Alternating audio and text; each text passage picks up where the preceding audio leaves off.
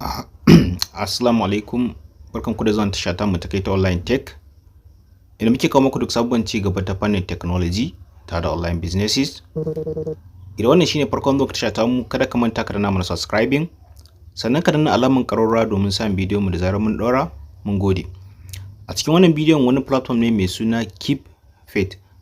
So amma a koda yaushe idan muka kawo platform su wanda suka shafi irin haka, so muna ba mutane shawaran cewa kada wanda ya je depositing a cikin platform irin haka, saboda platform din za ka ga cewa ba wani karko ne da su ba, ko kuma in ce ba wani lassin suke ba. Da yawanci platform din za ka ga sun ce maka gashi akwai abin nan a ciki, irin za a dan sa maka wani capital kai kuma ka ce capital, sannan sai ka rinka withdrawal. So gaskiya za ku ga cewa ba wani lassin suke ba. So insha Allah wannan kawai za dai mu yi video review ne in haka kada mutum ya je depositing din kuɗin shi daga baya zo ya ce amma muka kawo platform sannan kuma ya je depositing. Shi yasa a koda shi muke cewa mutum ya tsaya kalli bidiyo mai saurari mu muke cewa kafin ya je depositing cikin platform da zamu sanya. Akwai platforms da dama wanda zamu kawo wanda mutum zai iya zuwa ya sa kuɗin shi wanda zai samu karuwa da su sosai insha Allah.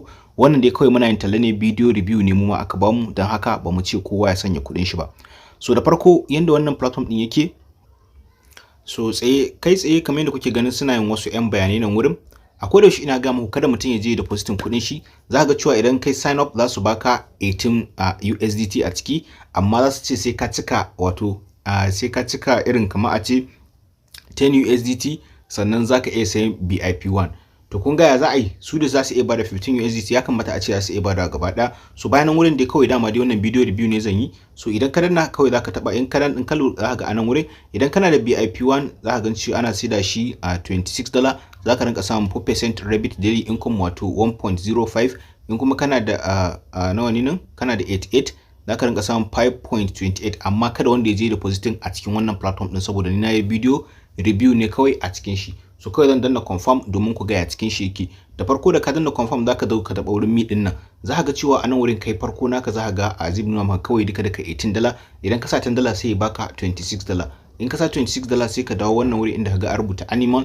In ka taho nan ƙasa za ka ga cewa akwai irin gashi nan BIP1, BIP2, BIP3. so saboda na riga na yi purchasing, amma inda ban yi purchasing ba, da ka zo wannan wurin ka danna za ka ga zai baka damar ka je BIP1 wanda kuma daily za ka rinka withdrawal na 1.04 USDT wanda zan je in yi withdrawal din gaban ku, kowa yana gani, sai dai ina ƙara gayawa kada wanda ya depositing.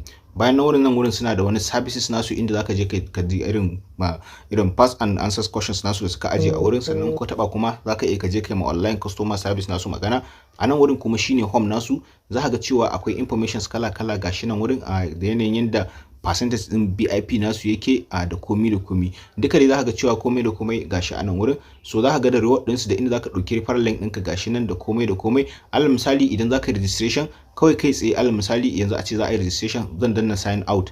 Idan na sign out kawai sai in danna I want to register. So ko kuma a cikin link inda zan aje za ka gani a nan wurin zaka sa email ɗinka, nan zaka sa password, nan ma ka ƙara sa password, nan ma payment password, nan kuma invitation code ne wanda in ka danna a link ɗin zaka sanya. Nan WhatsApp number ce wanda optional ne, in kana so ka sa, in baka so ba sai ka sanya ba. So kawai in ka danna sign in kuma za ka ga cewa zai maida ka a cikin main abunan din naka. So saboda na riga na yi. So wannan haka tsarin sai yake, kawai za ka registration za su baka $18, sai dai $18 din ba za ka iya komai da ita ba sai ka ƙara $10. Dan haka kuma ni bana bada shawaran mutum ya ƙara $10. So alal misali yanzu in ka zo wurin mi din nan, alal misali yanzu a ce daily income, kawai ka taɓa nan wurin daily income, za ka ga cewa a daily income yau gashi nan wurin duka 1.04. so wannan dukan za ka ga cewa in sun fara ba su wuce kwana 3 kwana 4 kawai suke guda. So don haka ban ba kowa shawara ya zai abun nan ba. Bayan kayi nan wurin kuma ya za ka yi recharging. In ka taɓa nan wannan wurin recharge, za ka ga cewa akwai abun nan, sai ka zo kai copy wannan wallet address din. In ka copy wallet address ɗinka sai ka je ka turo TRC20. kana taɓa turo TRC20 sai ka taɓa wannan wurin kawai submit. Za ka ga cewa duk shi iri ɗaya ne da na irin Tron da muke kawowa da sauran abubuwa, sai dai su Tron gaskiya su sun fi annan, saboda inda Tron ne za mu ba da garanti din mutum zai iya depositing, mun san cewa insha Allah kafin dai a ce sun gama mutum zai samu abin da ya samu. So wannan kenan. Idan kuma za ka yi withdrawal, za ka taɓa wannan wurin withdraw, za su ce maka kai setting withdrawal password naka da komi da komi. So kawai sai in taɓa shi kamar haka. Idan taɓa shi kamar haka nan za su ce maka ka sanya withdrawal password. So dama ni ina da login password, ina da kowane. So bari in dawo nan baya. in danna cancel. So idan kawai zan taho nan wurin personal information, ina zo wurin personal information anan za ka ga cewa akwai account, akwai recharge balance, akwai me duka dai ga sunan abubuwa kala kala. In kuma ka zo nan wurin za ka gani account security, nan wurin inda za ka dan gyara security din account din kai da sauran abubuwa. So yanzu al misali kawai yanzu in taba wannan withdrawal, na taba withdrawal za su ce man withdrawal password not set, sai in taba okay. Sai ne suka ce in sa login password, kawai zan sanya login password dina nan. So gashi na sa login password dina, sai aka ce in zaɓi password kuma shi ma na zaɓa. Kawai yanzu abin da zan yi anan sai in danna save. So idan na danna save anan zai bani dama inda zan je in sanya a wato abin dina. Za ku ga cewa gashi nan wurin ya bude min wurin unbound wallet. So in suka ce maka unbound wallet kawai sai in danna kuma okay. Ina danna okay anan wurin shikenan kuma sai in yi adding wallet address ita wato TRC20 a ko Binance ko ma dai wacce ce zaka dauko, kawai zaka iya ka sanya ta a wannan wurin. Anan kawai sai ka danna ka sanya wallet address ɗinka. Idan na sanya za ku ga cewa wannan ita ce wallet address ita, nan kuma in sanya transaction password ita wadda na seta yanzu nan. So kawai sai in sanya ta alal misali ina sa ta kama haka, kawai sai in danna submit. Ina da submit za ku ga ce man a successful, sai kawai in danna nan sai in taba akan wannan din. So ina taba akan wannan ko kuma kawai in danna back, sai in ce kawai withdraw immediately. Alal misali nan zan taba a gashi nan withdrawal amount, sai in sa 1.04, nan kuma password dina wanda na sanya shi ma kawai sai in sanya password dina. So na sa password kawai sai in danna withdrawal. Ina danna withdrawal za ku ga ce man withdrawal successful. So da ya ce withdrawal successful, a bari mu dan duba wurin a withdrawal, sai mu duba withdrawal record mu ga cikin minti nawa ne zai ji. Gashi na nuna mana 2, bari mu ga cikin minti nawa zai shiga.